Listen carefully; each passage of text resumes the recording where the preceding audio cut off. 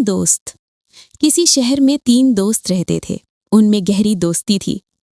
हंसी खुशी जिंदगी गुजार रहे थे। बदकिस्मती से उनका कारोबार तबाह हो गया और वो तंग दस्ती की जिंदगी गुजारने पर मजबूर हो गए। उन्होंने सोचा कि किसी दूसरे शहर में जाकर किस्मत आजमानी चाहिए। चुनांचे उन्होंने कुछ पैसे और ज़रूरी सामान साथ लिया और सफ़र को रवाना हो गए।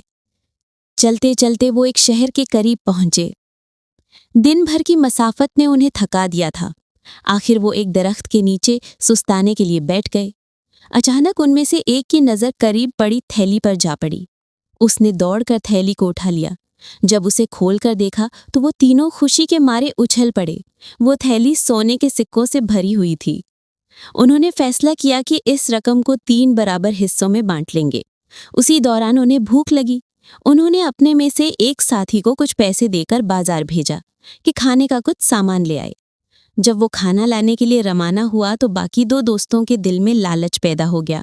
उन्होंने सोचा कि जो ही हमारा दोस्त खाना लेकर आएगा हम उसे मार डालेंगे और सारी रकम आपस में आधी आधी बांट लेंगे।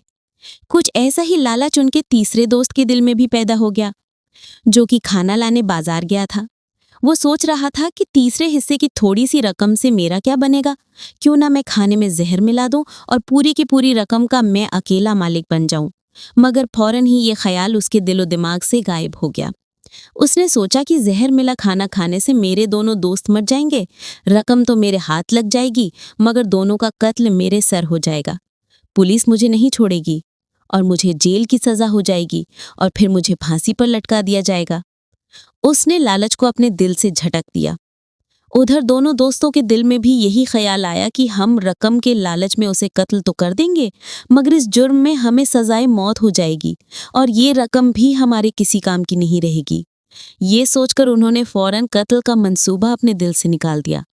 तीसरा दोस्त खाने लेकर पहुंचा। तीनों दोस्त खाने पर टूट पड़े। खाना खा के खुदा का शुक्र अदा किया और इस बात का भी शुक्र अदा किया कि वो लालच जैसी बुरी बला से बच गए हैं।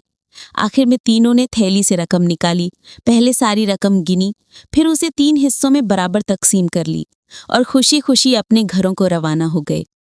इस तरह वो तीनों इब्रतनाक अंजाम से बच गए।